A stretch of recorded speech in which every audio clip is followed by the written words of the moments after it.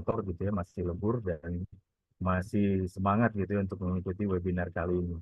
Nah, jadi saya akan kenalkan sedikit ya, mungkin sudah ada yang tahu mengenai tentang DI Internal Audit Community.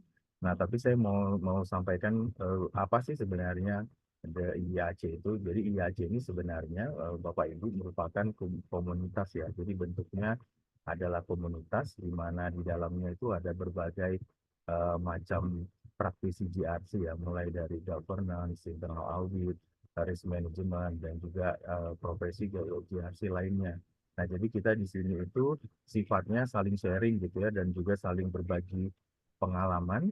Kira-kira apa yang bisa kita ambil itu nanti kita jadikan semacam ini juga gitu ya, benchmarking di pekerjaan kita sehari-hari. Nah, jadi kalau visinya kita itu lebih ke arah memang menjadi platform ya bagi semua rekan-rekan untuk saling berbagi, tidak hanya sesama profesi GRC, tapi juga kita bisa mengutamakan ke rekan-rekan yang belum mengenal profesi GRC. Nah, bagaimana sih kita memperkenalkannya?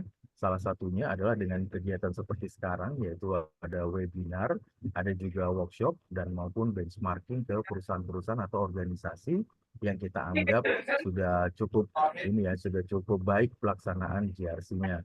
Nah, dari beberapa kegiatan yang sudah kami lakukan, misalnya di bulan Februari itu kita sudah melakukan kunjungan ke KPK dan kita diberikan bimbingan bagaimana perihal penanganan korupsi ya, tindak pidana korupsi, dan mereka juga sudah sharing bagaimana whistleblowing. Kita juga sudah melakukan kunjungan ke Pelindo, di mana ini juga salah satu organisasi yang menurut kita cukup baik gitu ya penerapan GRC-nya. Jadi rekan-rekan berkesempatan untuk belajar dari organisasi-organisasi yang mungkin sudah cukup lebih matang. Dan kita juga selain ke organisasi, kita juga bekerja sama dengan kampus-kampus gitu ya, ataupun universitas, di mana di sini yang merupakan cikal bakal nanti mereka akan menjadi praktisi GRC berikutnya. Nah, jadi kenapa kita juga bekerja sama dengan kampus, karena memang dari sivitas akademika itu banyak gitu ya mengeluhkan untuk saat ini, terutama di jurusan akuntansi itu peminatnya sudah mulai menurun karena mereka beranggapan profesinya lebih terbatas ke depannya untuk mereka. Nah, dengan adanya komunitas kita ini, itu harapannya bisa memberikan gambaran terutama kepada rekan-rekan di mahasiswa gitu ya, atau di universitas terkait bahwa banyaknya masih terbukanya peluang untuk menjadi seorang profesional di bidang GRC gitu ya. Nah, kita juga akan ada beberapa kolaborasi baik itu dengan perusahaan dan juga dengan perusahaan-perusahaan yang sifatnya startup gitu ya. Kita juga akan ada, tapi nanti seperti apa kegiatannya nanti akan kita sampaikan. Kemudian kita juga baru ya kemarin di sekitar bulan Mei itu juga sudah melakukan kerjasama dan atau kolaborasi dengan PPM Management, School of Management, di mana nanti rekan-rekan kalau ingin belajar lebih banyak terkait dengan manajemen, terakhir itu kita bahas dengan tentang ESG, itu melalui komunitas itu sangat terbuka peluangnya gitu ya. Jadi jangan sungkan-sungkan nanti bertanya kalau misalnya ingin ada yang dibutuhkan terkait dengan PPM Management atau School of Management.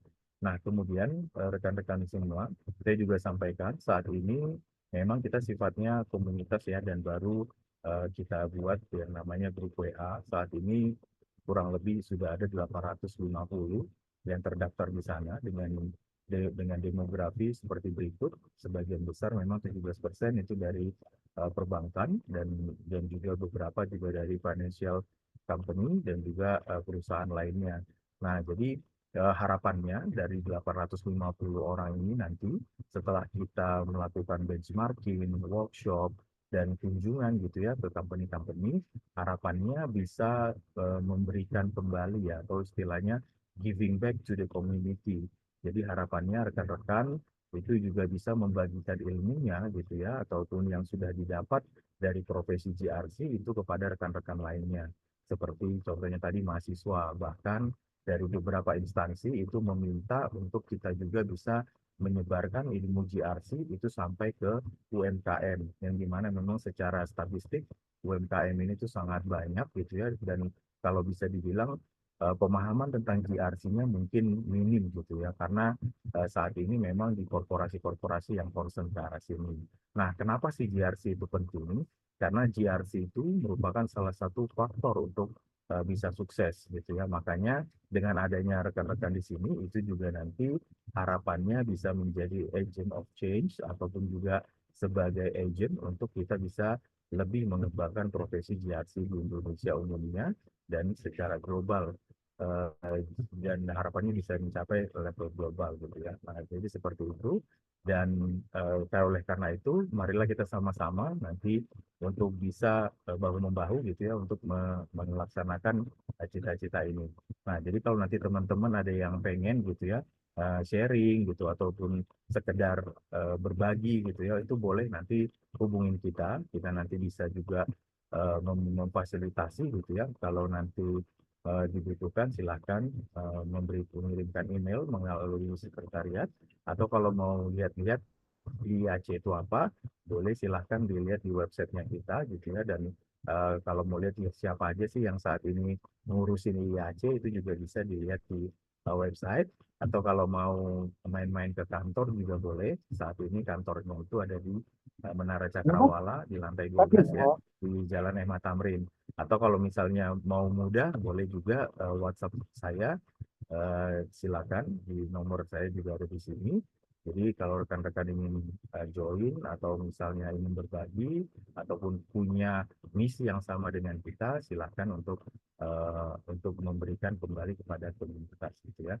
Nah, jadi seperti itu rekan-rekan. Untuk info lebih lanjut, next event itu kita akan ada kolaborasi dengan BINUS, di mana temanya itu adalah Artificial Intelligence. Nanti terkait dengan acara ini akan disampaikan kembali oleh tim pengurus gitu ya, baik itu melalui WA Group ataupun media sosial yang dimiliki oleh IHC lainnya. So stay tune ya Bapak Ibu dan jangan sungkan untuk kita terus belajar karena ini sangat sangat penting. Dari saya cukup itu saja Bapak Ibu. Selamat menikmati gitu ya, selamat melihat jalannya webinar. Silakan bertanya. Dan tidak lupa, terakhir saya sampaikan terima kasih yang sebesar-besarnya kepada Bu Dian dan juga Pak Enho yang sudah meluangkan waktunya sehingga acara ini bisa berjalan dengan baik. Mudah-mudahan semuanya mendapat manfaat dari webinar kali ini. Itu saja. Terima kasih Pak Enho dan rekan-rekan sekalian. Selamat malam. Siap, terima kasih Pak Tulus atas pembukaannya luar biasa. Jadi menjelaskan di IAC itu apa yang dilakukan. Itu poin yang paling penting dan ya benar-benar penting banget. Ini event kita berikutnya akan kolaborasi dengan Binus University. Materinya betul artificial intelligence ini penting buat teman-teman auditor internal. Jadi berharap teman-teman itu bisa pantengin terus ya bahasan kita di grup. Itu informasi berikutnya. Oke, tanpa berpanjang lebar lagi, kelihatannya Ibu Dian juga udah muncul di layar saya. Hari ini Ibu kelihatan cantik, berarti kemarin enggak gitu Bu ya. Oke, ada sedikit informasi mengenai Ibu Dian. Ibu Dian ini ternyata setelah saya terima TV-nya luar biasa sih. Memang wajib banget Bapak Ibu dengerin. Poin pertama, Ibu Dian ini alumni dari Gajah Mada, akuntansi. Yang satunya masuk 2006, lulusnya 2010 ya Bu. Luar biasa, dan lulusnya itu 3 tahun 7 bulan. Itu luar biasa. Dan ini kaget juga sih, itu ternyata nggak tahu ya, antara memang lulusnya 3 tahun 7 bulan, dan IPK-nya juga 3,7. Itu luar biasa. Jadi, makanya cakep gitu. Kalau kata orang, itu 88, cuannya kencang. Lalu sekarang sedang mengikuti perkuliahan di University of Manchester, mengambil manajemen dan information system. Ini dapat dari buat perjuangan ibu ini untuk mendapatkan beasiswa dari LPDP. Ini keren banget sih. Saya maunya begitu, tapi ternyata nggak bisa. Karena kalau saya ikut, nanti saya dikejar-kejar sama CAI di rumah. Oke. Ada beberapa pengalaman yang saya mau izin Bapak Ibu sekalian kontrol suaranya masing-masing di mic-nya, di mute. Bapak Ibu mohon bantuannya supaya tidak mengganggu jalannya acara kita. Mohon izin Bapak Ibu, nanti kalau misalnya ada yang nyala, nanti di reminder sama kita nggak apa-apa ya. no hard feeling ya, supaya kita sama-sama enak. Lalu berikutnya ada pengalaman luar biasa dari 2000, yang terbaru sebelum beliau ini merantau ke negeri orang, dari 2019 sampai 2022, manajer di EY, bagian bisnis consulting, dan berikutnya ada juga pengalamannya banyak banget di Astra ya, Astra Auto Parts. Itu dari tahun dia lulus 2010 Ibu, sampai dengan terakhir itu di 2019. Banyak banget pengalamannya, tapi sebagian besar itu di audit memang. Jadi tidak salah kalau beliau diperankan hari ini untuk menjadi narasumber kita, jadi speaker kita. Berharap banyak informasi, Bapak Ibu boleh banyak bertanya terkait dengan materi kita tentang IACM dan Quality Assurance Review, kira-kira begitu. Dan yang tidak lupa kalah pentingnya, beliau juga memiliki beberapa professional certification yang memang sebenarnya juga lagi saya coba ikutin ya, mudah-mudahan sih insya Allah. Ada QIA, kemudian ada CFE juga. Jadi emang kalau ditanya soal internal audit, hatam kali Bu ya. Oke, skill yang paling beliau miliki adalah business-based internal audit, lalu ada fraud prevention investigation, project management, lalu ada business process improvement, dan dua terakhir ada risk management dan financial analysis. Ini pengalamannya luar biasa, keren banget, dan Bapak Ibu harus bisa mendapatkan materi yang luar biasa baik dari Ibu Sari, kira-kira begitu. So, tanpa berpanjang lebar, mari kita berikan tepukan yang meriah, tapi secara virtual kepada Bu Sari. Dikasih emoticon tepuk tangan juga boleh Bapak Ibu sekalian. Saya kasih lah, biar ngikutin ya. Nah, kita berikan tepukan yang meriah buat Ibu Dian Eka Putri Siahaan. Silakan Ibu. Siap, terima kasih Pak Enho. Waduh, banyak sekali pujian-pujiannya. Saya udah melayang mungkin di sini ya. Assalamualaikum warahmatullahi wabarakatuh. Selamat malam waktu Jakarta ya Bapak Ibu semua. Yang terhormat Pak Tulus dan Bapak Ibu rekan-rekan pengurus dari Indonesia Internal Audit Committee. Saya sudah mengucapkan terima kasih nih atas kesempatan yang diberikan kepada saya untuk bisa join dan berdiskusi malam hari ini. Senang sekali bisa reuni virtual ya dengan rekan-rekan internal audit di Indonesia. Saya juga mengucapkan terima kasih kepada Bapak Ibu peserta webinar yang sudah menyempatkan hadir. Mungkin udah malam ya, sudah lelah mungkin beraktivitas, tapi masih bersemangat untuk kita sama-sama belajar dan berdiskusi pada malam hari ini. Mungkin langsung saja bisa dibantu untuk ditampilkan slide-nya, Pak. Ini apa sudah? Oke. Oke. Ya, lanjut. Nah, malam hari ini kita akan berdiskusi kurang lebih ada dua main topik, Bapak Ibu, yang akan kita diskusikan. Yang pertama adalah terkait dengan IACM atau Internal Audit Capability Model. Nanti kita coba akan bahas apa sih sebenarnya IACM itu, bagaimana sejarahnya, apa saja komponen-komponen di dalamnya, dan bagaimana level dan matriks penilaiannya, termasuk juga bagaimana eksekusi untuk assessment-nya. Lalu yang kedua kita akan membahas terkait dengan kita di sini akan berfokus pada practical assessment. Kita akan coba refresh lagi nih Bapak Ibu, kira-kira standarnya bilang apa sih, kenapa ini menjadi penting dan bagaimana implementasinya. Saya yakin Bapak Ibu juga pasti sudah kaya dengan pengalaman di bidang internal audit dan PRC, sehingga feel free mau silakan juga kalau misalnya ada yang mau pengalaman atau juga mau berbagi insight ya Bapak Ibu sekalian. Kita lanjut langsung saja. Suara saya cukup jelas kan ya Pak ini? Kurang kedengaran kayaknya Bu, agak hilang-hilangan kayaknya.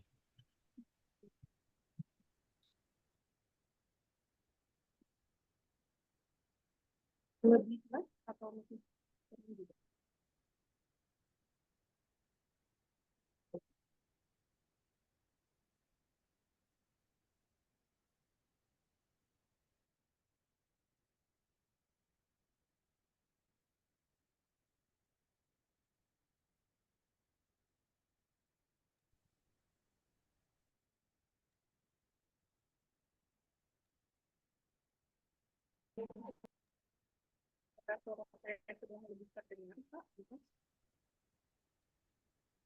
Suaranya baru putus-putus, Bu Dian.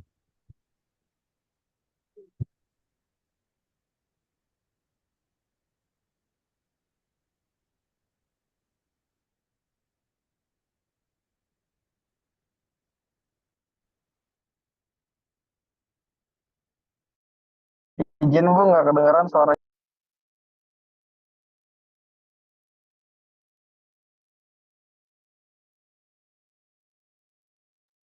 Mohon maaf atas kendala teknis, apakah sudah lebih terdengar atau masih belum ya Bapak Ibu? Mungkin kalau misalnya belum terdengar, saya coba ganti koneksi dulu. Masih Masih kecil belum suaranya. terdengar? Suaranya kecil, Masih Dian. kecil? Iya.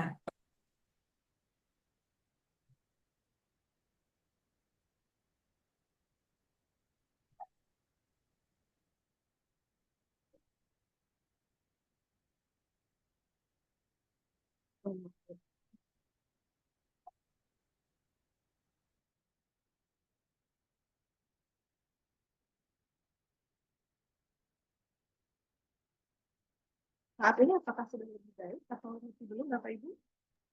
Masih jauh suaranya.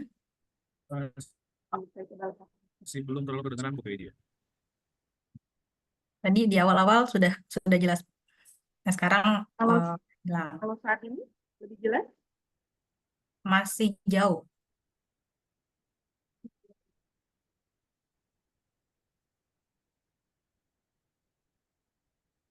Kalau saat ini apakah lebih baik Bapak Ibu?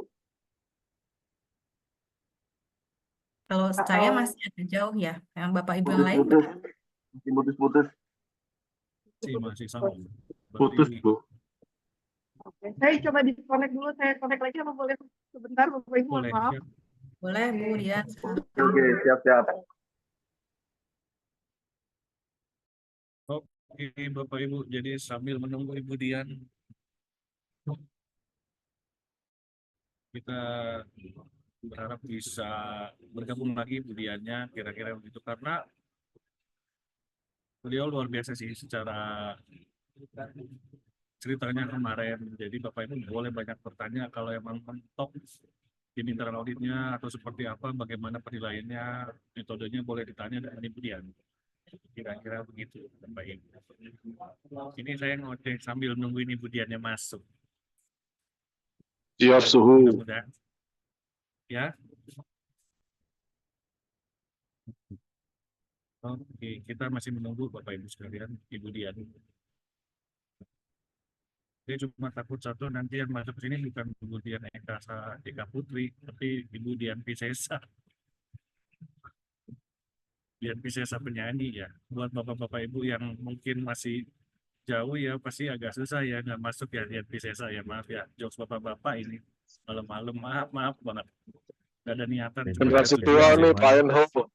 kejauhan Pak, Waduh. kita tahunya Dian Sastro aja. Siapa yang ngomong nih? Pak Enho generasi alot nih. Ini pasti baby boomer garis keras ini. Baiklah Bapak-Bapak. Saya tidak ada manfaat pakai headset, ternyata rupanya headsetnya nggak nyambung, internetnya buruk. Suruh sama kantor ganti laptop baru aja lah. Ya kalau suhu memang harus kayak gitulah, ganti gampang itu. Minta sama kantor ditanya, Bapak mau resign kapan? Kan ngaco ya. Nggak ada yang bohong, itu kan inventaris kantor ya. Masa suhu nggak bisa ganti laptop? Nggak aman. Waduh, oh iya, belum ya. Beliau belum masuk ya. Pak Enho langsung. Kenapa? Pak Arli, Bu Dian info sudah join, boleh di-approve. Tadi beliau ya, saya barusan.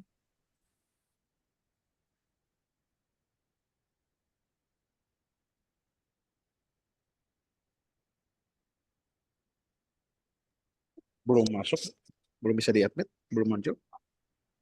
Aku minta di join Belum lagi. ada. Ya. Hmm.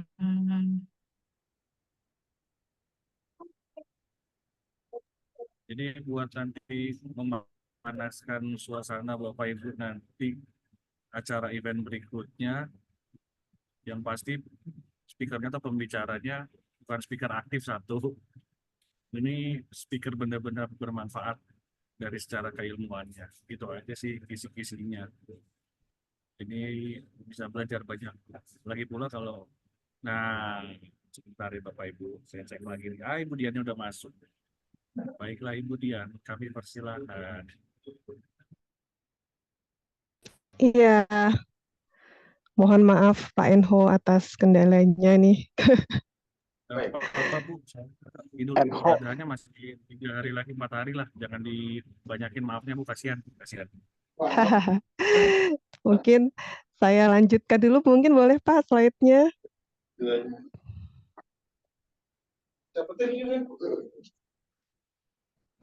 Manajer auditnya apa namanya? Astra Autopart. Oh, dari enggak, ini live, Bro.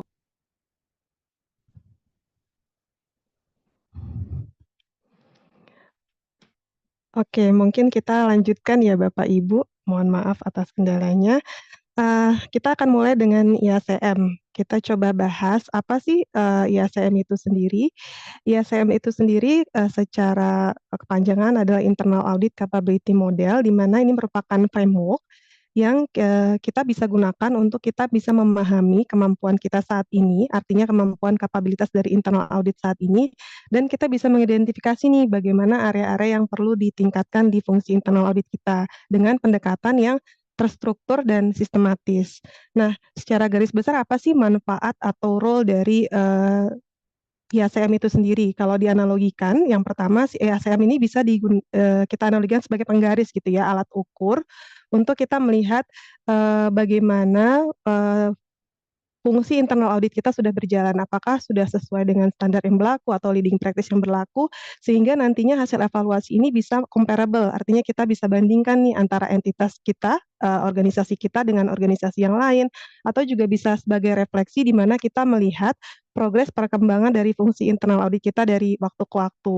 Yang kedua, ini juga bisa sebagai alat bantu untuk mengkomunikasikan apa yang dimaksud dengan internal audit yang efektif kepada mungkin manajemen atau stakeholder yang terkait, sehingga karena komponen-komponen yang ada di dalamnya ini nggak melulu bicara tentang internal audit role yang terbatas seperti assurance atau compliance, tapi juga mendorong nih peran-peran internal audit untuk lebih strategis, misalnya fungsi advisory dan juga strategi partner bagi manajemen.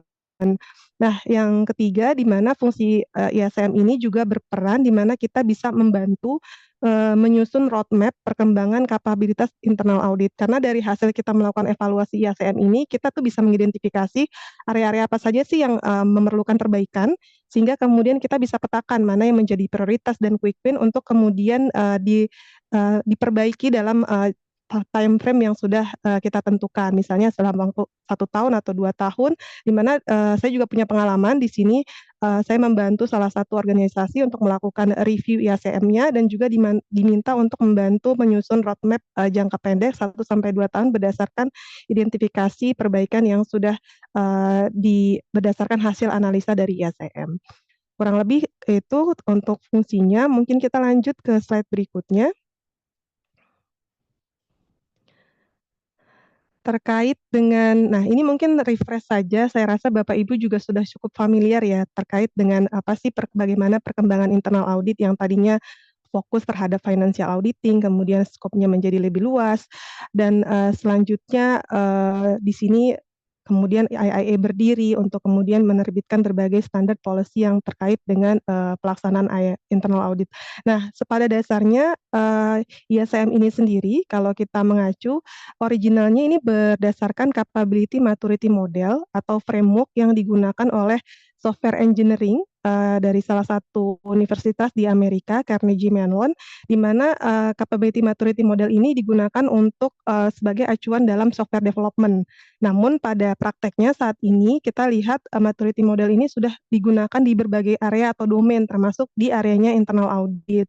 Dan kemudian tahun 2009 IAA akhirnya merilis nih IACM model untuk keperluan public sector. Namun memang pada prakteknya ini bisa digunakan kepada di berbagai sektor yang lain, termasuk juga sektor private. Dan kalau kita lihat realisasi dari IACM ini sendiri, mungkin kalau misalnya kita mengacu kepada consulting firm atau berbagai assessor eksternal lainnya, sebenarnya model ini bisa diinterpretasikan ke dalam berbagai bentuk yang namun memang sebenarnya esensinya sama Bapak Ibu untuk melihat bagaimana current capability dari fungsi internal audit. Kita lanjut. Nah, di sini kurang lebih ada 9 komponen dari IACM itu sendiri. Kalau misalnya kita lihat, yang pertama adalah service dan role dari IA. yang paling basic. Karena di sini dengan ISM ini kita melihat secara komprehensif keseluruhan bagaimana sebenarnya pengelolaan fungsi internal audit itu sendiri, di mana masing-masing komponennya nanti akan dibagi menjadi key process area, yang kalau mungkin Bapak Ibu ingin lihat secara lebih detail nih, apa sih sebenarnya komponen-komponen yang ada di dalamnya, itu bisa masuk ke source yang itu saya sudah lampirkan linknya, itu bisa melihat secara detail tuh ISM assessment tools. Di situ ada detail apa saja mungkin evidence yang diharapkan dari masing-masing komponennya, apa saja key process areanya. Nah, di sini mungkin saya highlight sekilas saja komponen-komponen yang ada di dalam ISM. Yang pertama dari sisi service dan role. Nah, ini sederhananya melihat nih, bagaimana apakah internal audit itu sudah bisa mendeliver atau menyediakan services yang memang dibutuhkan oleh organisasi atau mungkin regulasi yang ada. Kalau misalnya perbankan kita tahu highly regulated ya Bapak Ibu, ada PBI, OJK. Nah itu apakah internal audit itu udah address tuh isu-isu terkait dengan kebutuhan organisasi. Jadi nggak misalnya melulu bicara compliance aja, tapi juga misalnya sudah masuk nih ke ranah advisory, juga bisa mengkaitkan temuan-temuannya dengan potensi-potensi efisiensi, misalnya bagaimana integrasinya juga dengan assurance provider yang lain, jadi nggak jalan sendiri-sendiri. Ini salah satu yang dilihat di komponen service and role of internal audit. Sederhananya bagaimana sih kita bisa melihat mungkin sedikit bagaimana kita melihat kesesuaian ataupun level maturitas dari komponen ini. Sederhananya pertama kita bisa melihat dari audit charternya. Apakah audit charter ini sudah memfasilitasi fungsi atau otoritas IA untuk misalnya masuk ke ranah advisory atau consulting. Lalu yang kedua, kita melihat nih bagaimana annual audit plan-nya, apakah engagement penugasan auditnya itu sudah bervariasi, nggak melulu kita bicara assurance activity, tapi juga berbagai consulting activity yang bisa dan dibutuhkan oleh manajemen. Lalu yang kedua dari sisi people management, di mana people management ini melihat bagaimana end-to-end pengelolaan sumber daya manusia di fungsi internal audit, mulai dari perencanaannya seperti apa, rekrutmennya, sampai dengan bagaimana job desk-nya, termasuk bagaimana pengelolaan kompetensi, development and training, ini semua ada di people management ini Bapak Ibu. Lalu yang ketiga adalah professional practices. Ini mencakup semua hal, policy, praktek, proses yang memungkinkan internal audit itu menjalankan fungsinya sesuai dengan do professional care, profisiensi, mulai bagaimana menyusul audit plan-nya, apakah sudah menerapkan RBI atau belum, bagaimana auditnya, apakah sudah didokumentasikan, dieksekusi, dan direview dengan baik. Lalu yang keempat, dari sisi performance management and accountability, di sini melihat bagaimana fungsi IA itu mengelola dan mengkontrol aktivitas atau kinerjanya. Misalnya, apakah udah ada KPI atau belum, bagaimana mekanisme pelaporan kinerjanya kepada board ataupun stakeholder yang terkait. Termasuk di sini, apakah IA itu punya sistem informasi untuk memonitor kinerjanya nih, baik secara finansial ataupun non-finansial. Mungkin kalau finansial kita bicara budget, seperti itu ya Bapak Ibu. Kalau misalnya non-finansial, mungkin kita bicara sejauh apa nih pencapaian proyek-proyek yang dijalankan, apakah sudah dieksekusi sesuai timeline atau belum, ataukah sesuai dengan resource yang direncanakan dan sebagainya. Lalu yang kelima, dari sisi organizational relationship and culture, di mana di sini melihat bagaimana posisi fungsi internal audit itu di dalam organisasi. Paling sederhana mungkin kita melihat apakah internal audit ini sudah punya struktur organisasi yang formal. Misalnya nggak nebeng gitu ya di fungsi lain. Karena untuk yang masih early gitu, internal audit tuh biasanya 1-2 orang dan dia mungkin masih nebeng ke fungsi mungkin controller atau ke fungsi risk management. Nah itu salah satu yang menunjukkan maturitas internal audit.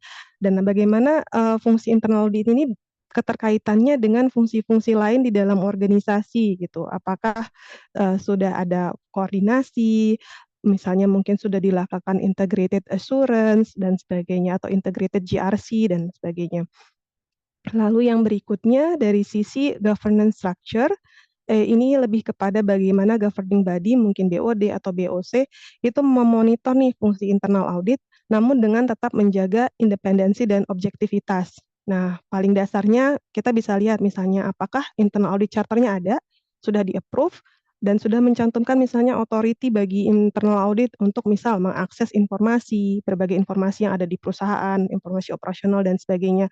Dan misalnya bagaimana eskalasinya apabila terdapat kendala dalam menjalankan hal tersebut. Misalnya dalam pelaksanaan auditnya ternyata ada kendala, tidak mau ada fungsi operasional yang mungkin tidak mau men-share informasi dan sebagainya. Bagaimana eskalasi itu apakah memang sudah diatur atau belum di audit charter.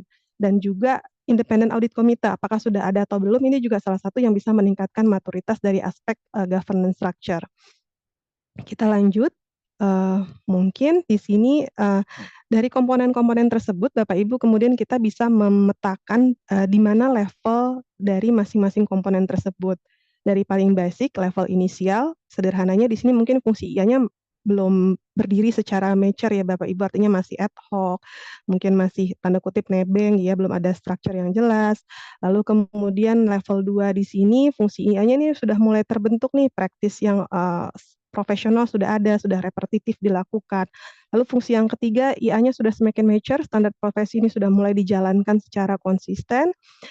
Lalu kemudian di level yang keempat ini udah mulai advance, di mana IA ini tidak berbicara hanya di departemennya sendiri, tapi dia sudah bisa mengintegrasikan role dan tugasnya dengan fungsi-fungsi yang lain yang ada di dalam organisasi. Tadi misalnya integrated GRC dengan risk management, dengan compliance, control.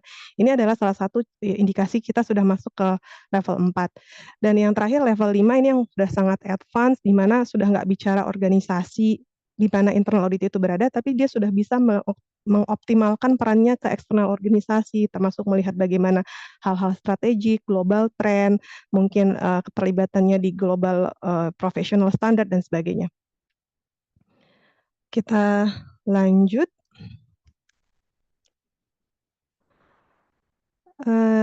Di sini dari tadi kita punya ada 5 level, kemudian kita punya ada 6 komponen. Ini matriksnya Bapak Ibu. Ketika tadi dikombinasikan, di sini kita bisa melihat nih secara lebih detail indikasi-indikasi atau ciri-ciri apa di masing-masing komponen untuk kita bisa menyimpulkan organisasi kita tuh ada di level mana. Misal tadi kayak di seri 1 ya, di level 1 fungsi IA kita tuh masih ad hoc, belum ada struktur yang jelas.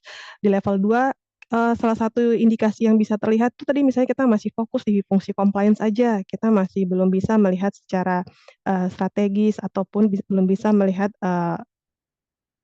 service-service di luar dari assurance activity. Lalu kemudian di level 3 di sini sudah lebih luas, kita sudah mungkin masuk ke performance audit, kita sudah bisa menganalisa nih temuan-temuan kita dan mengaitkannya ke arah efisiensi perusahaan. Misalnya katakan kita melakukan audit di inventory management, kita sudah bisa nih meng-highlight bagaimana sih potensi efisiensi warehouse gitu ya apabila kita misalnya berdasarkan analisa stock level atau dead stock. Nah, hal-hal nilai yang memiliki value added atau temuan-temuan yang value added ini yang tidak terbatas compliance checklist, ini yang sudah salah satu indikasi bahwa kita tuh sudah berada di level 3 atau integrated. Juga salah satu hal lainnya yang bisa kita lihat, misalnya kita sudah menerapkan risk-based internal audit, kita sudah menjalankan praktek standar profesi, dan juga sudah menjalankan quality assurance, baik itu misalnya yang internal ataupun maupun yang dilakukan oleh external assessment. Lalu selanjutnya, di level yang ketiga, ini internal audit kita sudah semakin mature, di mana salah satu indikasinya ada integrated GRC dengan fungsi-fungsi lain di dalam organisasi. Mungkin salah satu indikasinya juga kita sudah ada nih continuous monitoring dashboard gitu ya, yang sama-sama parameternya, anomalinya kita monitor bersama-sama dengan fungsi first line dan second line gitu. Itu salah satu yang menunjukkan di mana kita sudah berada di level yang keempat, termasuk bagaimana alignment audit plan kita terhadap IRM strategi secara lebih luas. Jadi tidak cuma RBIA, tapi bagaimana RBIA itu juga align dengan IRM strategi, dan performance audit itu dievaluasi tidak hanya berdasarkan kualitatif, namun juga kuantitatif performance yang bisa diukur.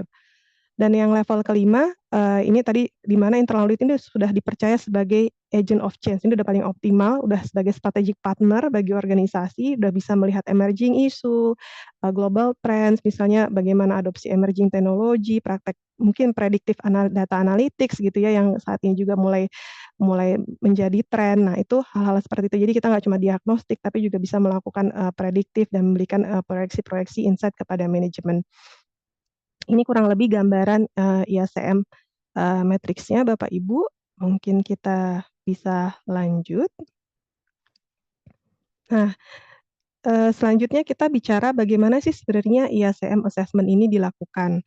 Pada dasarnya kalau kita lihat ada 3 kategori assessment yang bisa dilakukan Bapak Ibu. Yang pertama, dilakukan oleh independent atau external assessment, artinya dari pihak di luar dari organisasi kita.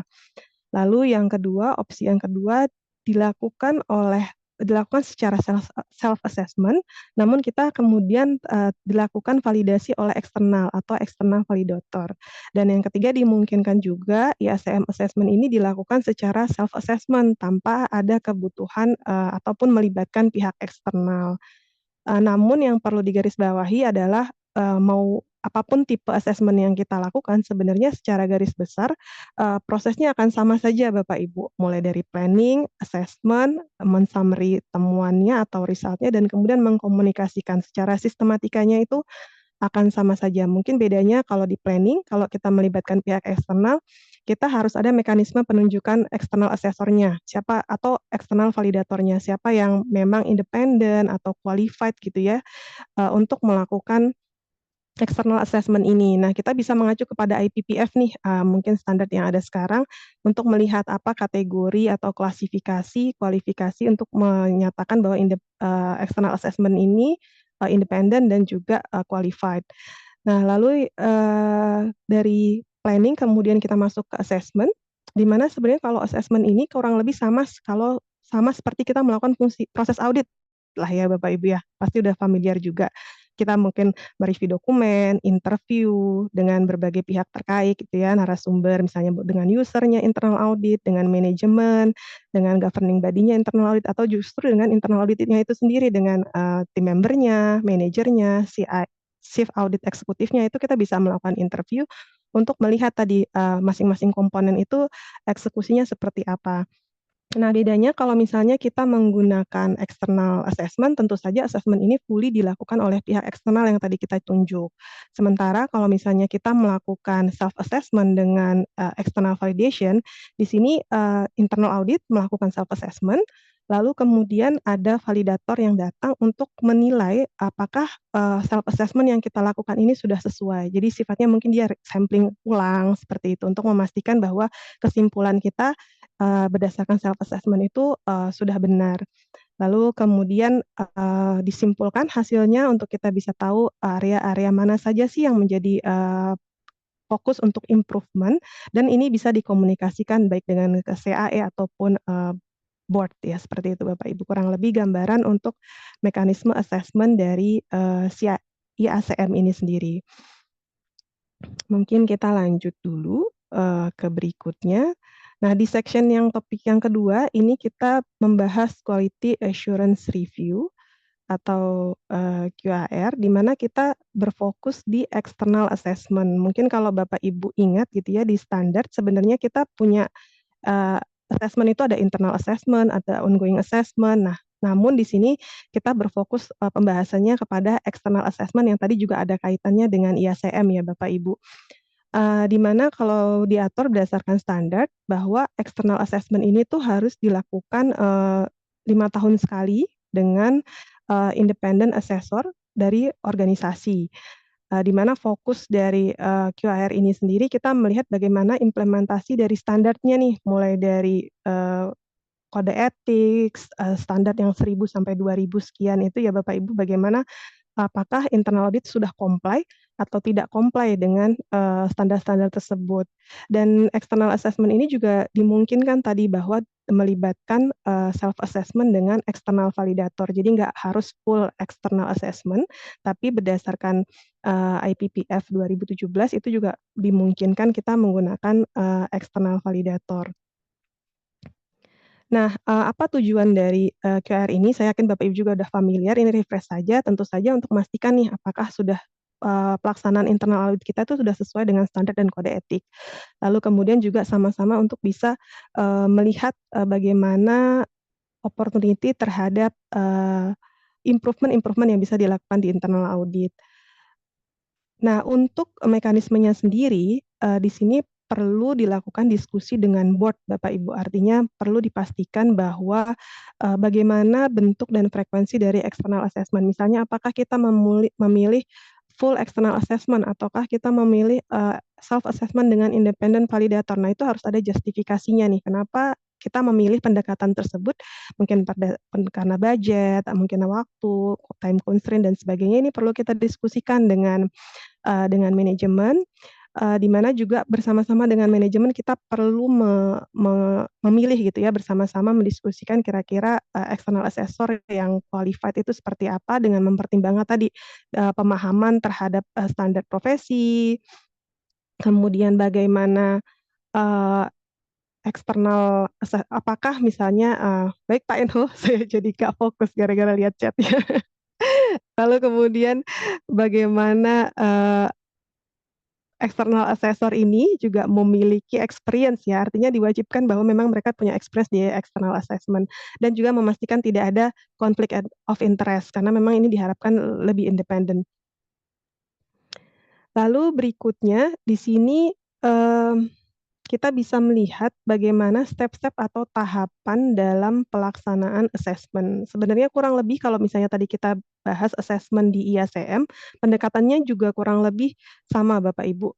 Karena di sini mulai dari planning gitu ya, kemudian mereview dan kemudian melakukan gap analysis dan pelaporan, pendekatannya sama. Sehingga pada prakteknya mungkin kalau misalnya di perusahaan gitu ya menunjuk asesor eksternal, mungkin consulting firm atau mungkin organisasi independen lainnya, seringkali assessment ini dilakukan secara bersama-sama. Artinya asesor ini ditunjuk untuk melakukan assessment yang kemudian output-nya itu ada dua, output dari sisi compliance terhadap external assessment atau QAR dan output terhadap IACM. Jadi dia juga bisa memberikan input di mana level maturitas internal audit karena memang approach-nya, metodologinya, collecting data, interview itu kurang lebih pendekatannya sebenarnya mirip gitu ya. Mungkin ada sedikit perbedaan, sedikit banyak perbedaan. Lalu kemudian dari hasil review ini tentu saja perlu dilaporkan gitu ya Bapak Ibu kepada manajemen kalau pelaporan terkait dengan QAR ini cukup clear gitu, diatur di standar seperti apa pelaporannya, harus kemana saja itu juga dari standar diatur bahwa harus ke BOD, BOC dan sebagainya. Lalu yang berbeda mungkin dari sisi assessment kategorinya ya. Kalau tadi kita di IACM itu kita output-nya level gitu ya, ada di level mana fungsi internal audit. Di sini sederhananya kita melihat apakah internal audit kita cenderung ya, apakah internal audit kita sudah confirm atau partially confirm atau justru tidak confirm gitu. Itu kita bisa melihat dari sana nanti average-nya. Karena per standar nanti akan dinilai confirm atau tidak dan kemudian secara overall kita bisa menyimpulkan ada di level mana gitu posisi internal audit. Partially confirm ini sebenarnya banyak ya kalau common finding-nya dari pengalaman saya gitu. Misalnya kalau sederhananya nih Bapak Ibu terkait dengan mekanisme reporting ke BOD atau ke BOC gitu ya. Mungkin BOC lah audit komite katakan. Nah, misalnya secara audit manual itu diatur secara detail namun pelaksanaannya tidak dilakukan. Atau misalnya audit manualnya tidak dilakukan review secara berkala, sudah tidak update sesuai meng-capture proses ataupun misalnya praktek yang dilakukan internal audit saat ini. Itu hal-hal yang sederhana yang tapi itu kalau tidak kita lakukan di fungsi internal audit itu bisa jadi catatan, artinya tidak confirm terhadap standar yang ada. Kurang lebih seperti itu untuk level dari QAR ini sendiri.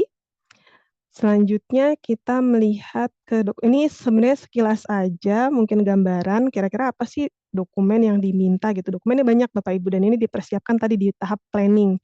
Jadi tahap planning kita sudah rinci seperti itu apa saja sama kurang lebih seperti kita mengaudit ya Bapak Ibu. Tapi ini targetnya adalah fungsi IA gitu. Kita minta semua dokumen-dokumen yang kita butuhkan untuk melakukan baik assessment QAR atau mungkin assessment IACM.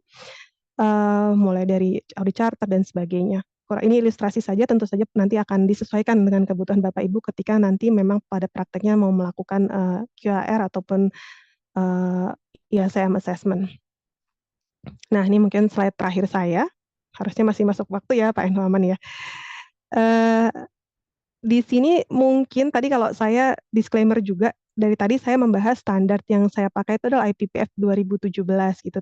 Dan mungkin Bapak Ibu sendiri juga sudah mulai aware ya bahwa di tahun 2024 itu nanti akan ada standar baru atau Global Internal Audit Standard. Ini hanya refresh saja, rough saja gitu ya. Apa sih perbedaan eksternal QAR berdasarkan standar yang ada sekarang dan standar yang nantinya akan diterapkan. Tapi ini tidak deep. Monggo Bapak Ibu silakan kalau mungkin ada pendapat dan pandangan lain. Nah, yang pertama dari sisi keterlibatan dari board.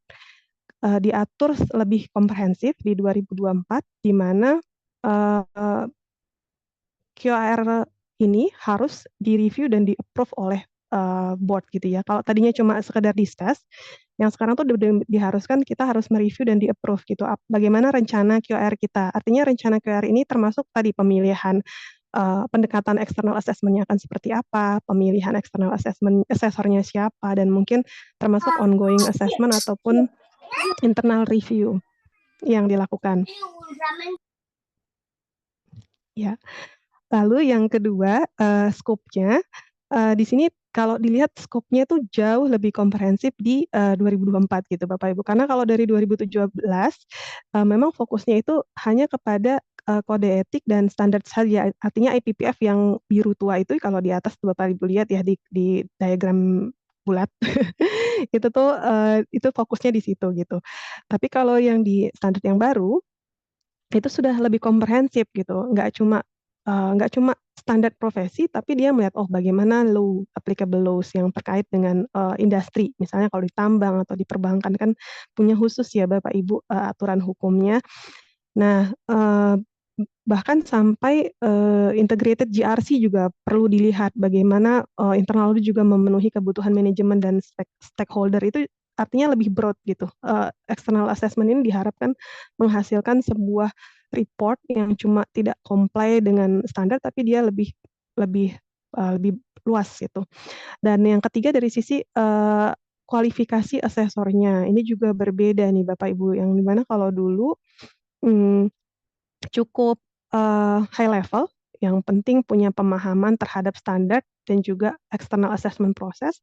Kalau yang sekarang lebih detail gitu, ternyata harus ada CIA, at least satu orang atau CIA untuk bisa dikatakan qualified melakukan assessment. Lalu kemudian ada pengalaman-pengalaman lainnya, bahkan harus punya pengalaman misalnya CAA atau senior level di internal audit function, kemudian pernah melakukan ini external assessment kurang lebih sama ya Bapak Ibu. Dan yang terakhir juga mengikuti quality assessment training. Itu salah satu highlight dari perbedaan standar QAR yang dulu dan bukan yang dulu, yang sekarang berlaku dan yang nantinya akan berlaku.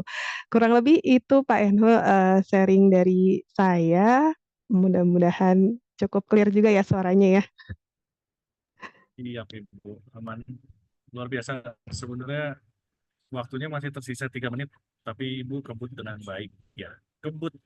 Bahasanya dikebut.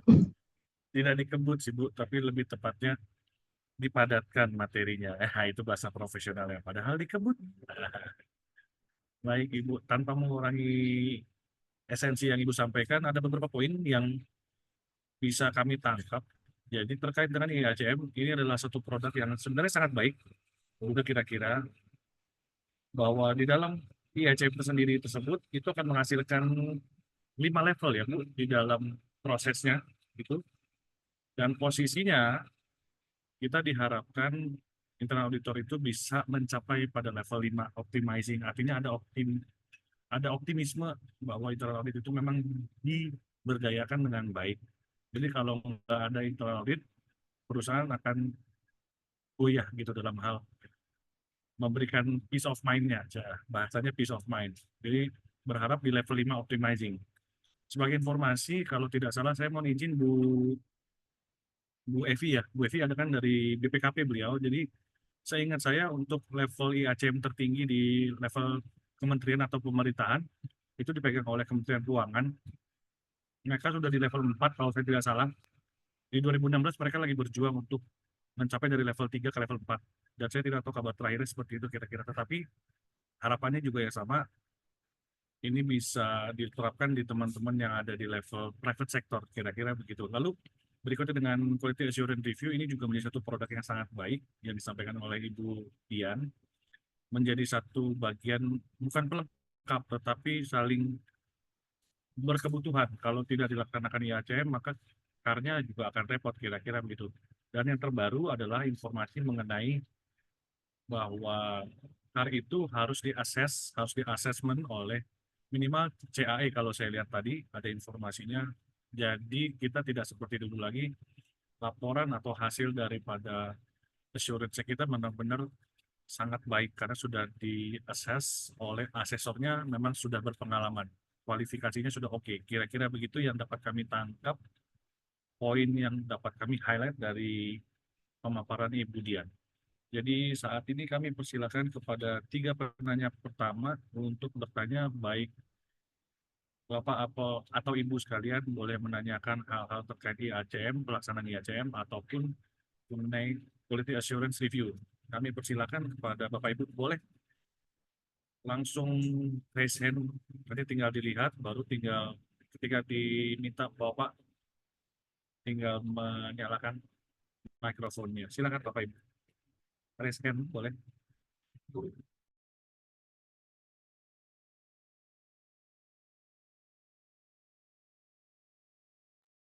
Oke Bu, sambil menunggu Bapak Ibu sekalian yang mau bertanya, saya mau nanya Bu Dian, sebenarnya kalau dari sepengamatan Ibu selaku profesional juga, kita itu sebenarnya sudah pada di level apa ya Bu ya, internal audit secara umum ya Bu, yang Ibu bisa pahami lah.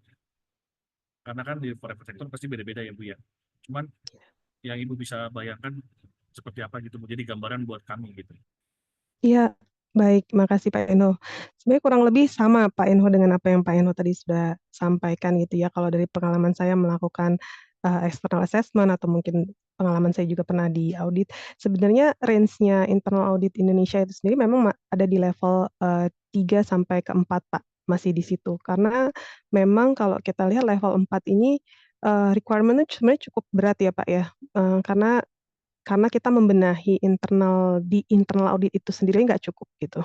Bagaimana fungsi internal audit ini juga bisa berintegrasi atau berkolaborasi dengan fungsi-fungsi lain di dalam organisasi, itu yang menjadi salah satu target untuk bisa mencapai ke level 4, dan itu memang cukup sulit gitu. Karena misalnya kita mau melakukan integrated GRC, itu PR-nya panjang, karena saya pernah juga membantu gitu ya, integrated GRC itu, karena setiap orang punya assurance approach yang berbeda-beda gitu. Belum reportingnya gitu kan, belum penilaiannya apalagi. Nah itu PR yang luar biasa tuh untuk kita bisa bagaimana sih mengambil win-win solution untuk kita bisa align gitu ya, bisa integrated, tapi masing-masing juga kan punya objektif assurance-nya sendiri-sendiri tetap bisa terpenuhi. Jadi memang untuk sampai ke level 4 itu memang cukup cukup challenging ya Pak Enho, dan rata-rata mungkin internal audit kita masih ada di level 3 gitu. Oke, siap Bu. Sepakat ya Bu, berarti memang sebenarnya harapan kita tuh bisa tembus ke level 5, tapi memangnya butuh proses. Jadi kondisi kita tuh bukan berarti tidak bermanfaat, tetapi belum merasakan manfaatnya saja, kira-kira begitu. Betul sekali Pak Enho. Ya, boleh Bapak Ibu sekalian, ada yang mau ditanyakan? Saya sudah pancing dengan pertanyaan, harapannya sih muncul. Ya, kalau nggak muncul, kita pancing lagi. Ya, sampai selesai dipancing, yang dapat ikan saya. Nah, boleh. Boleh ada yang mau menanyakan sesuatu hal kah? Atau mungkin bagi Bapak Ibu, apakah ini produk yang baru di tempat Bapak Ibu sekalian? Nah, akhirnya nanya, Bapak Johan, boleh berbicara langsung dengan Bu Dian? Boleh di mic-nya Pak? Boleh ngomong langsung aja Pak, biar lebih enak. Boleh, silakan.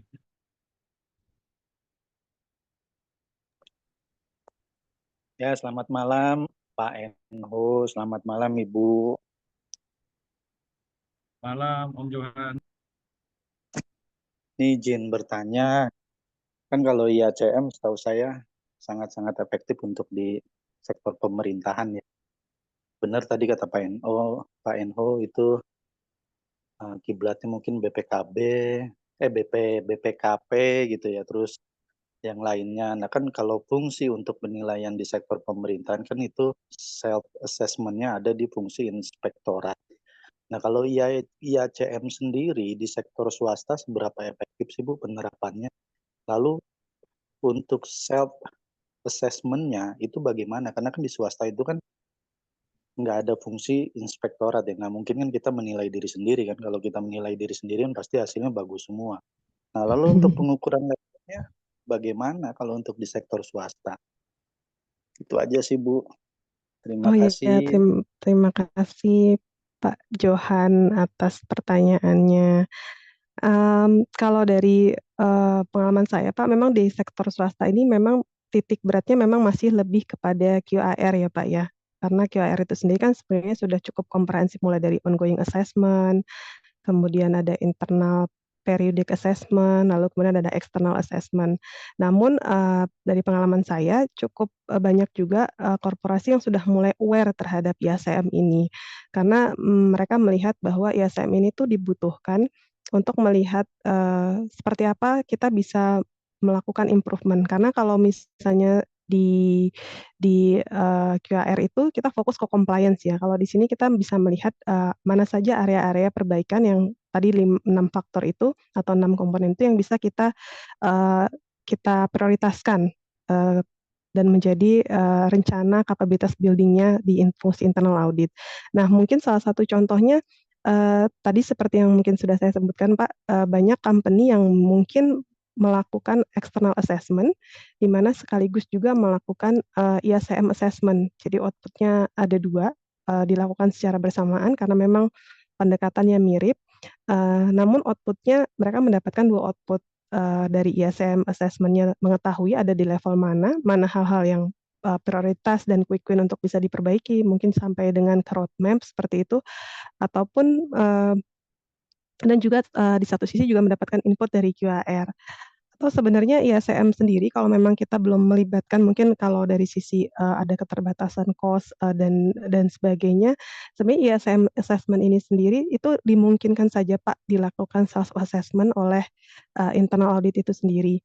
Karena memang tadi seperti yang sempat saya sampaikan di sini ada 3 jenis assessment-nya, bisa oleh independen eksternal, independen dengan self assessment dengan external validation ataupun juga self assessment. Jadi sebenarnya kalau untuk tahapan awal mungkin internal auditnya masih belum terlalu mature, itu sebenarnya dimungkinkan saja self assessment tersebut dilakukan. Tapi memang kita harus note ya Pak bahwa ini ada tidak independen dan sebagainya, dan memang mungkin itu lebih kepada untuk kebutuhan internal untuk kita reflection awal lah seperti itu, untuk bisa tahu mana sih yang menjadi prioritas untuk bisa kita perbaiki terlebih dahulu. Oh mungkin di audit manualnya atau audit charternya hal-hal sederhana yang sebelum nanti mungkin kita di assess eksternal itu bisa kita perbaiki terlebih dahulu Pak Johan. Kurang lebih seperti itu Pak view saya, mungkin mudah-mudahan membantu. Silahkan juga kalau misalnya Bapak Ibu punya ada pengalaman atau pendapat yang lain, silahkan. Terima kasih Bu. Cukup, Pak Johan. Siapa Enho? Oke, salam ya Pak Johan sama Bu Eni. Itu lagunya Naif, Johan dan Eni. Maaf ya Pak Johan, bercanda dikit biar nggak terlalu serius.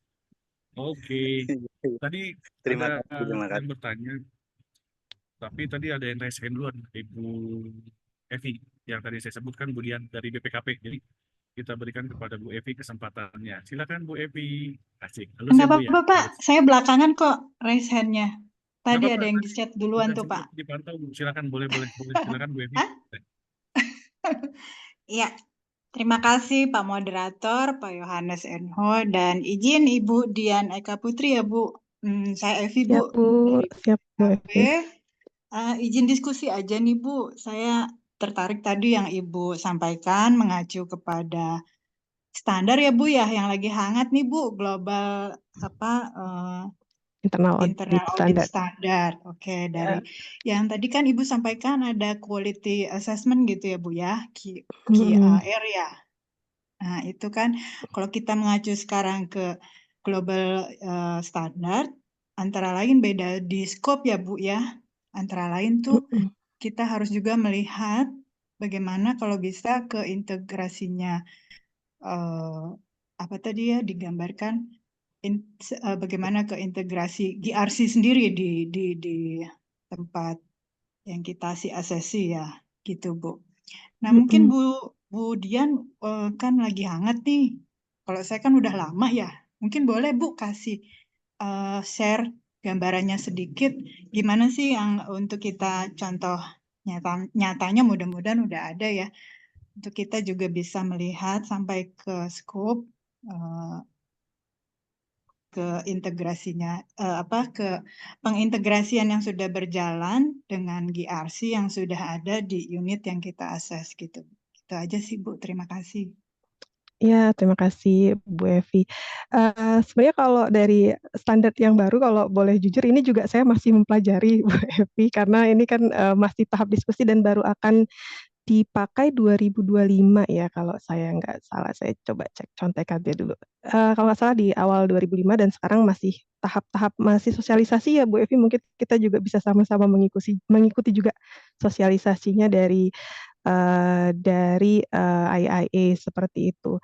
Nah, kalau yang sepemahaman saya Bu, yang saya tangkap tadi, bagaimana sebenarnya kita melihat bahwa fungsi assurance itu tidak fungsi assurance yang dilakukan oleh internal audit itu tidak bisa terlepas dari assurance yang ataupun GRC proses yang dilakukan oleh fungsi-fungsi lain yang ada di dalam organisasi Bu. Jadi kita juga perlu melihat secara luas, secara holistik sebenarnya seperti apa pelaksanaan GRC yang ada di dalam organisasi. Mungkin ada fungsi compliance, mungkin ada fungsi GRC gitu ya Bu, mungkin ada fungsi risk management. Nah, di sini yang saya pahami itu juga kita perlu melakukan kurang lebih assessment bagaimana koordinasi internal audit terhadap fungsi-fungsi ini Bu. Misalnya apakah kita sudah melakukan ketika kita melakukan planning atau perencanaan audit, apakah kita juga sudah consider nih input-input dari assurance provider yang lain, atau kita juga sudah mempertimbangkan bagaimana assurance provider lain itu melakukan perencanaan auditnya jadi tidak tumpang tindih. Kita menghindari tumpang tindih seperti itu. Nah, apakah koordinasi-koordinasi itu sudah dilakukan? Itu yang salah satu yang bisa dievaluasi Bu Evi kalau saya tidak salah tangkap. Mungkin monggo kalau misalnya ada input atau pendapat yang lain.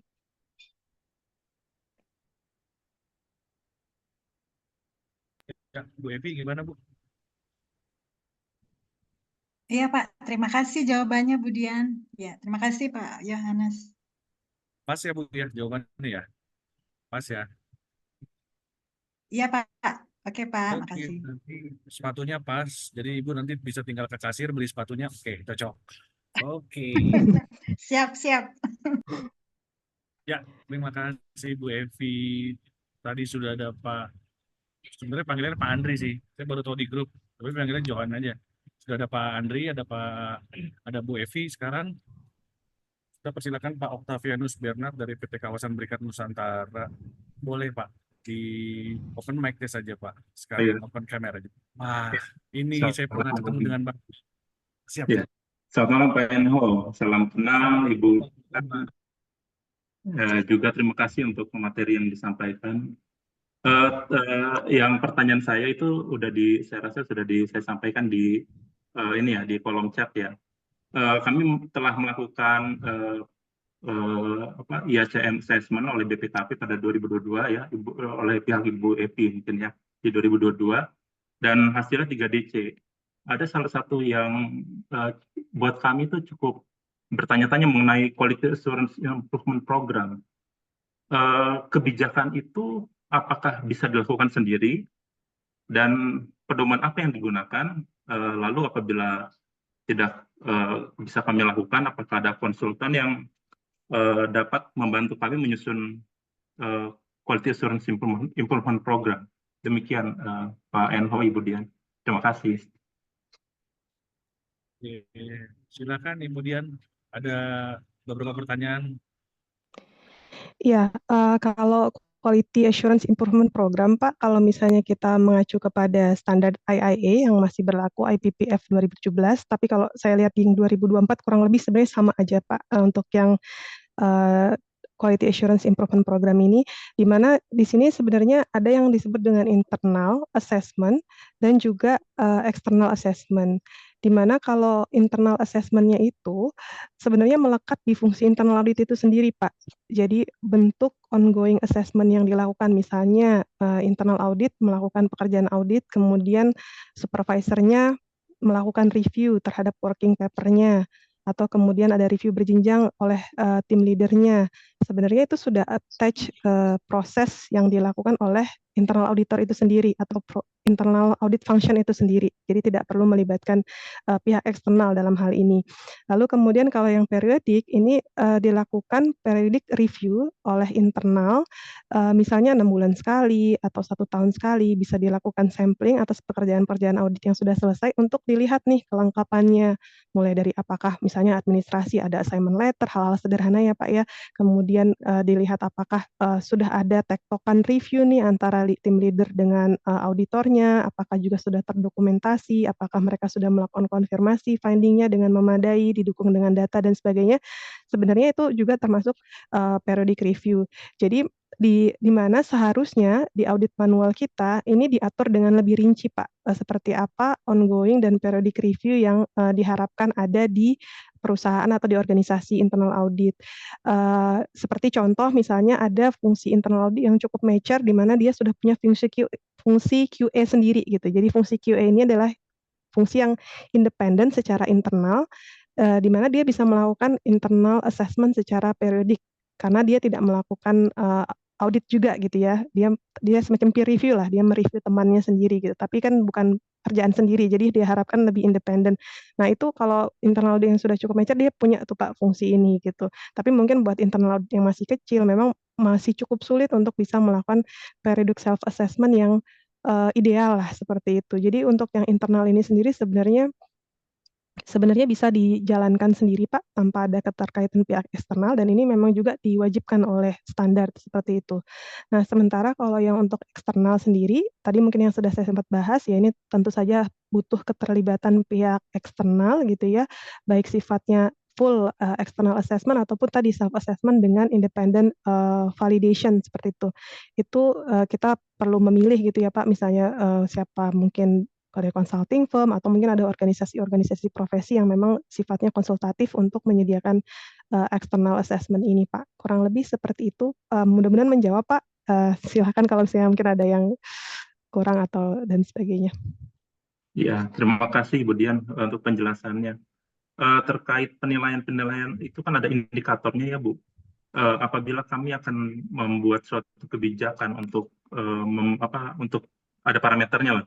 Parameter untuk menilai kapabilitas dari SPI internal. Nah, indikator-indikator penilaian itu apakah ada pedoman tertentu yang dapat kami ambil atau itu ada standar tertentu seperti itu Ibu? Terima kasih. Terkait indikator ya Ibu. Terkait indikator penilaian apakah kan mungkin tadi Ibu sampaikan bisa kita lakukan secara internal. Nah, harus ada indikator-indikator penilaiannya. Nah, indikator-indikator penilaian itu apakah kami bisa susun sendiri atau ada pedoman tertentu yang mengatur indikator ini yang harus dimasukkan gitu sebagai penilaian? Baik Pak, sebenarnya pada dasarnya baik kita melakukan external assessment ataupun internal assessment, kita sebenarnya sama-sama mengacu pada standar dan kode etik IPPF Pak. Nah, sebenarnya payungnya itu misalnya harus dilakukan review berjenjang itu sebenarnya ada diatur di standar. Misalnya harus ada audit manual, harus ada didukung dengan misalnya bukti-bukti audit dan sebagainya itu sebenarnya ada di standar. Namun pada aplikasinya tentu saja ada ruang di mana fungsi AI itu bisa menerjemahkan, menginterpretasikan itu menjadi mungkin checklist seperti itu ya Pak, yang lebih rigid, lebih detail. Namun tentu saja payungnya masih di sana Pak. Payungnya itu masih mengacu kepada IPPF dan juga standar kode etik dan sebagainya. Namun pada pelaksanaannya kita bisa menyusun lebih detail. Kira-kira kita mau lihat apa saja nih? Oh misalnya tadi ada audit charter, kita melihat bahwa di IPPF itu diatur bahwa kita internal itu harus punya audit charter. Juga diatur bahkan mungkin seperti apa komponen-komponen yang ada di dalam audit charternya, harus ada rule, harus ada akses terhadap data, dan sebagainya itu diatur, Pak. Dan kalau misalnya kita punya regulasi khusus gitu ya, misalnya kalau di PBI atau OJK mengatur financial services, itu juga hal-hal yang kita bisa consider sebagai input kita, Pak, untuk melakukan internal assessment review tadi. Dan audit manual tentu saja itu salah satu sumber juga, Pak, karena audit manual itu salah satu turunan dari IPPF juga gitu ya, bahwa semua mekanisme audit kita itu harus ada policy-nya kan sebenarnya ya, ada SOP-nya lah kalau misalnya di bahasa operasional. Nah itu sebenarnya SOP-nya internal audit. Kurang lebih seperti itu, Pak, kalau mudah-mudahan membantu menjawab. Ya, terima kasih Ibu Dian. Terima kasih penjelasan. Cukup Pak, teman Pak.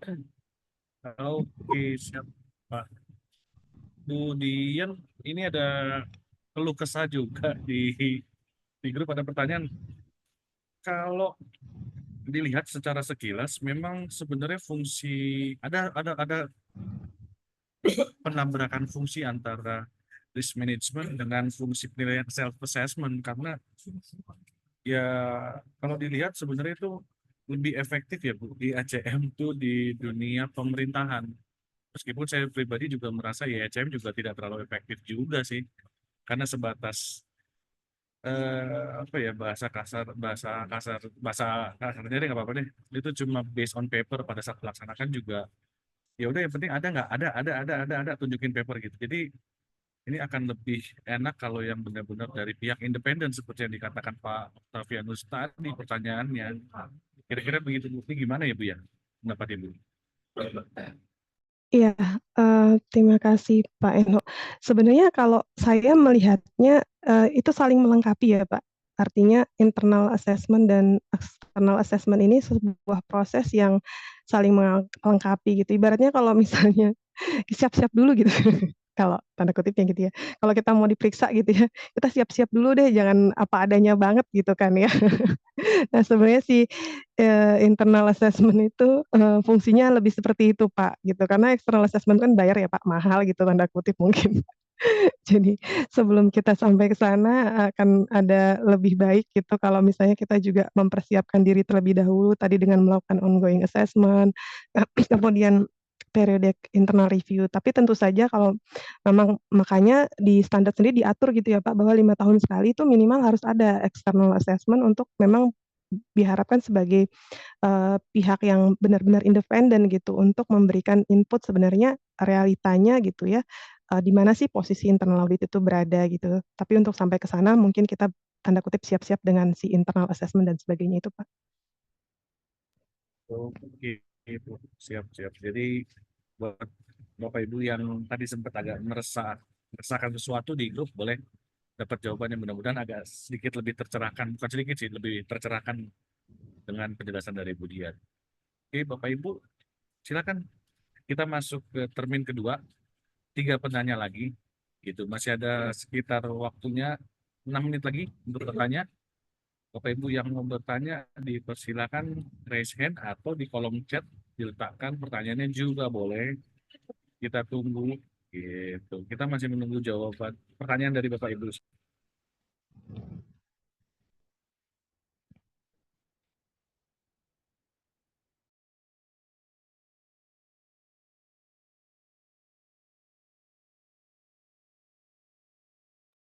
Oke, Pak Bayu, silakan diturunkan tangannya dan nggak usah bertanya. Maaf, silakan bertanya. Silakan bertanya. Buka kamera, buka Izin Pak mikrofon. Enho dan Budian, saya matiin kamera ya karena sedang di rumah. Oke, jadi ini menarik sekali tentang IACM ya, karena memang kami di Jaya Group juga sedang mengevaluasi dari internal audit sendiri, karena memang baru terbentuk sekitar 2014, jadi sekitar baru 1 dekade. Nah, tapi untuk di swasta sendiri, menurut kami ya, bahasa yang disampaikan kepada manajemen, nah ini yang penting sih, di pengalaman Budian, saat di swasta Bu, apakah ada bahasa-bahasa yang disampaikan kepada manajemen terkait tadi level 1, IA, level 2, level 3, level 4, level 5 yang impact-nya itu jelas dipahami oleh manajemen gitu loh Bu. Misalnya ukurannya jelas, misalnya level 1 itu memang tidak ada impact atau 0 terhadap misalnya terhadap GPM, tidak ada efisiensi, tidak ada improvement terhadap GPM setelah laporan keuangan atau apapun performa perusahaan. Level 2 ada sumangsinya terhadap efisiensi. Level 3 sampai level 5 itu ada ukuran yang memang pengalaman Ibu tuh ada impact yang jelas nggak Bu yang bisa terukur yang menjadi bahasa yang sama dengan manajemen nih. Karena manajemen kan memang simpel ya bahasanya. Sebenarnya kalau ada IACM tuh impact-nya apa sih untuk perusahaan ya? Itu mungkin bisa disampaikan ke kita Bu pengalaman Ibu Dian. Terima kasih.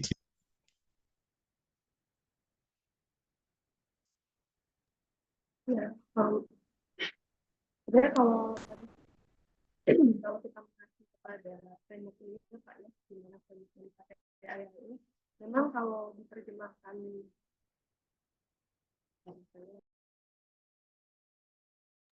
Sorry, kurang jelas Bu, maaf. Iya, yang sekarang lebih jelas Pak. Mohon maaf. Sudah jelas. Ya, ya memang kalau IACM Matrix ini sendiri Pak, kalau pada prakteknya masing-masing asesor itu dia bisa pakai bahasa yang terminologi yang berbeda seperti itu. Itu sebenarnya interpretasinya ada ruang untuk itu, tidak harus kaku mengikuti standar ini, tapi memang yang perlu dipastikan bahwa esensi yang ada di dalamnya itu sama. Misalnya esensi, manage itu sudah ada, harus ada kolaborasi, integrated itu sudah harus di internalnya sudah harus robust gitu ya.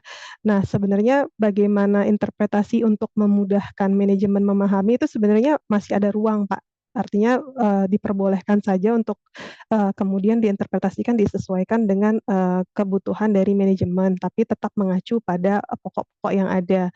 Nah, memang kalau secara rinci harus berapa persen atau harus seperti apa konkretnya tidak diatur, Pak. Tapi kalau Bapak melihat IACM tools tadi yang ada di mungkin tadi ada link, Bapak bisa masuk ke sana. Itu sebenarnya nah itu ada di sini benar. Itu sebenarnya cukup detail, Pak. Cukup detail apa-apa saja sih pertanyaan di masing-masing komponen ini atau key area fokusnya di masing-masing komponen ini untuk kita bisa kemudian menerjemahkannya ke dalam bahasa yang bisa dipahami oleh manajemen seperti itu, Pak.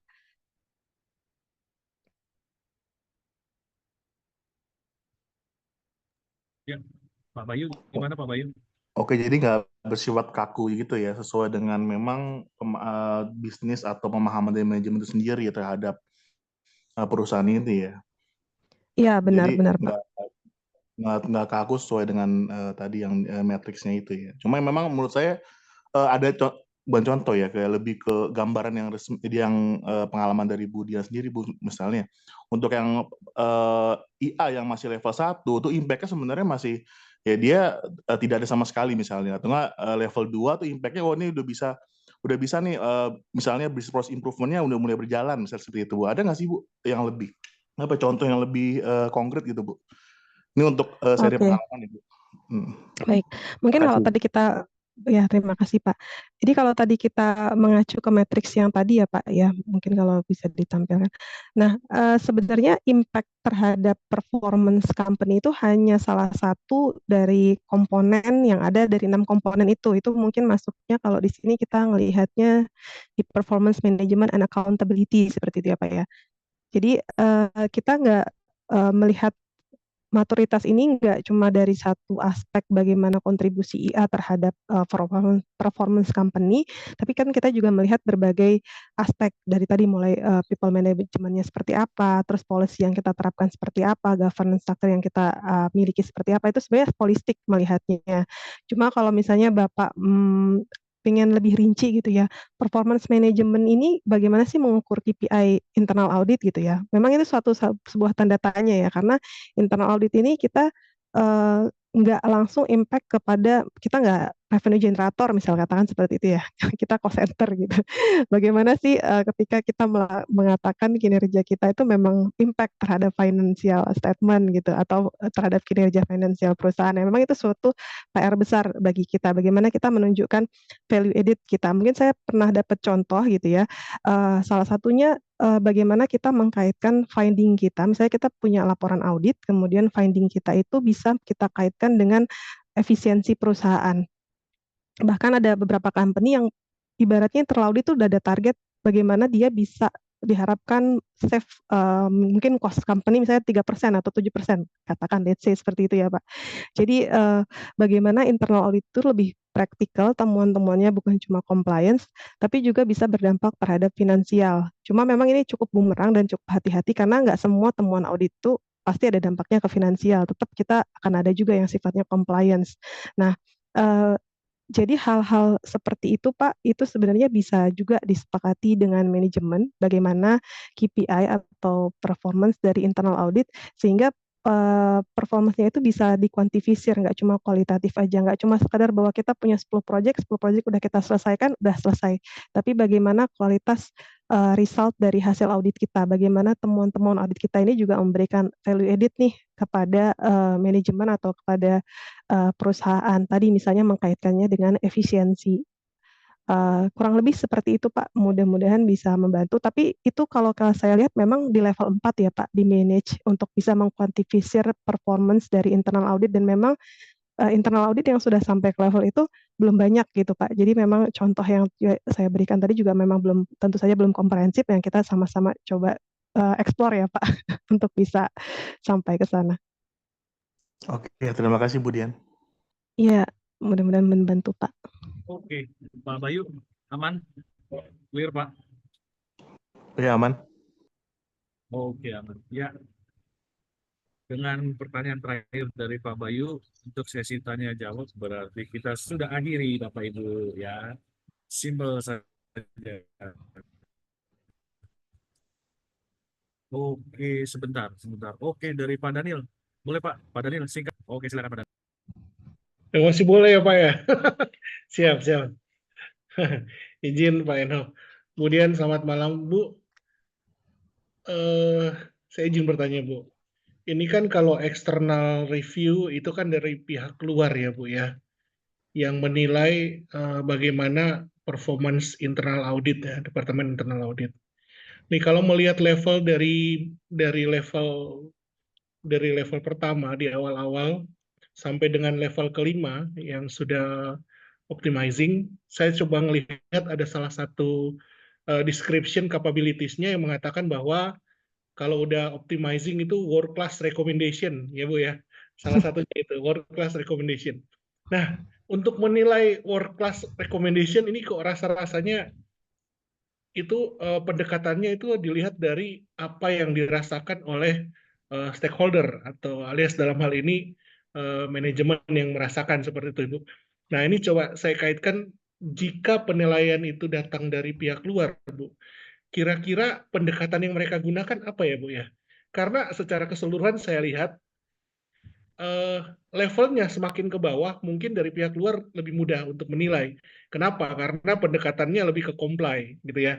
Oh, ada ini, internal audit punya ini. Tetapi kalau semakin ke atas, kok kayaknya standar yang digunakan itu lebih ke sesuatu yang pengukurannya lebih, approach-nya lebih didominasi oleh apa yang dirasakan oleh manajemen seperti itu.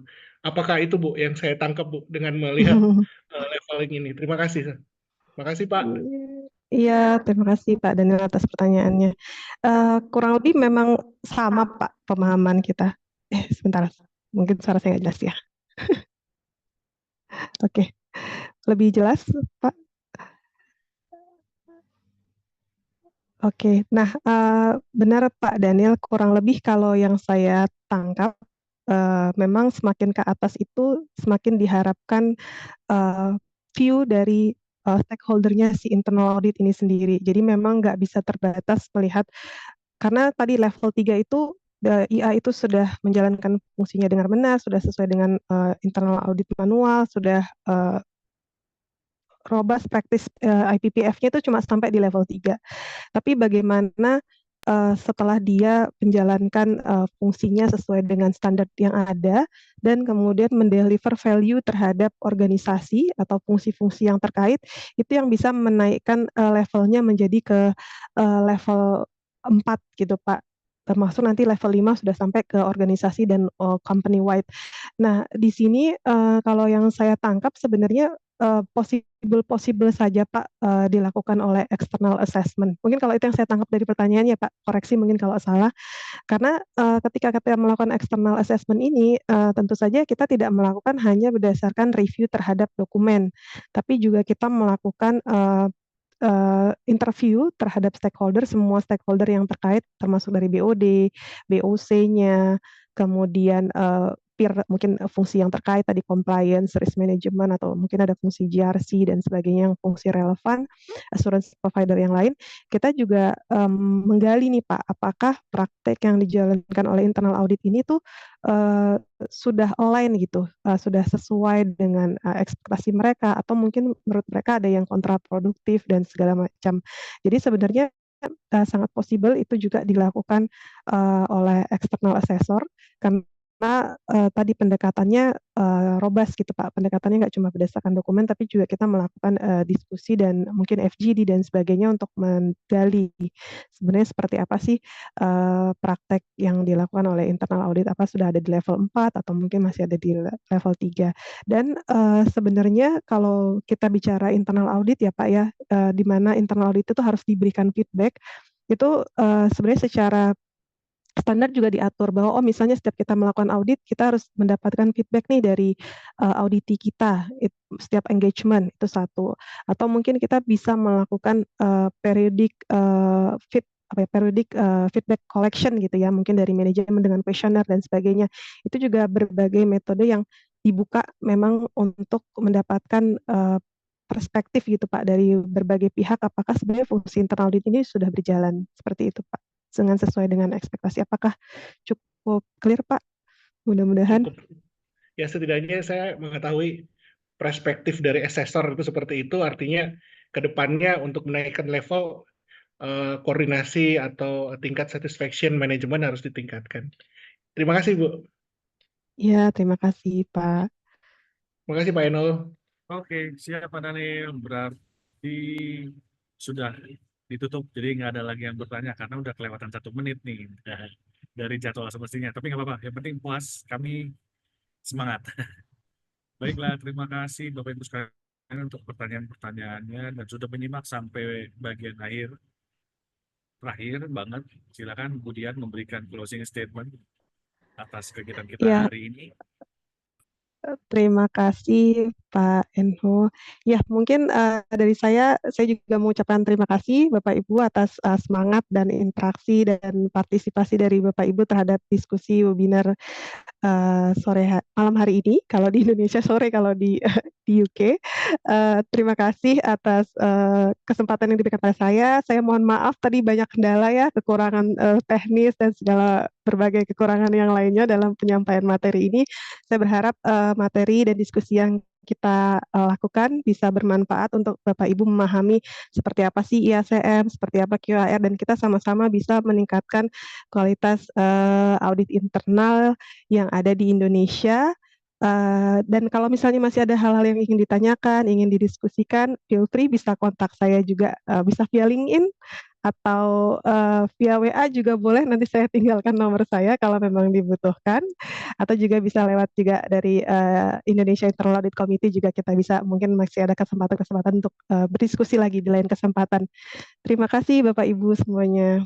Baik, terima kasih Bu Dian. Oh iya, mau manasin teman-teman, Bapak Ibu sekalian, saya udah connect duluan dengan Bu Dian Eka, ya, kecuali Bu Sari. Boleh. Boleh Pak. Tinggal Bapak Ibu sekalian, kita mau foto-foto dulu sebagai apresiasi atas kegiatan kita hari ini. Buka kamera. Gila. Waduh, buka kamera semua Bapak Ibu. Nanti kita, ketika saya katakan GRC, kemudian tangannya begini, pada saat bagian C-nya Bapak Ibu tahan sampai nanti disampaikan oleh Pak Arli next gitu ya. Baru nanti tinggal ganti gaya. Pokoknya tenang dulu aja. Oke. Slide pertama sudah siap ya Pak Arli ya? Oke. GRC. Oke, tahan Bapak Ibu. Nice. Next frame. Oke. Yang kedua, GRC. GRC, tahan. Nice. Oke. Oke, terakhir GRC.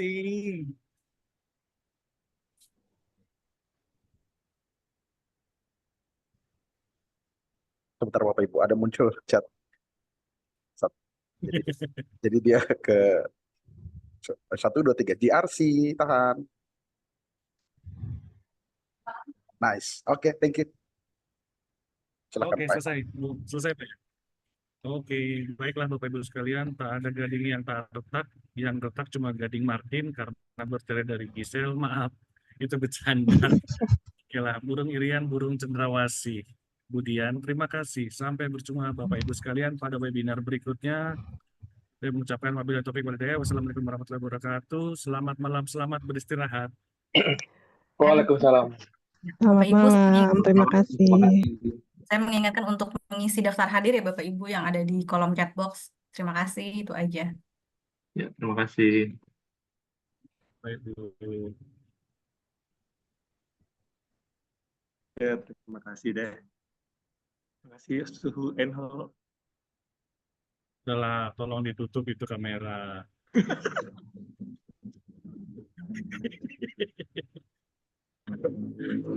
Kenapa emang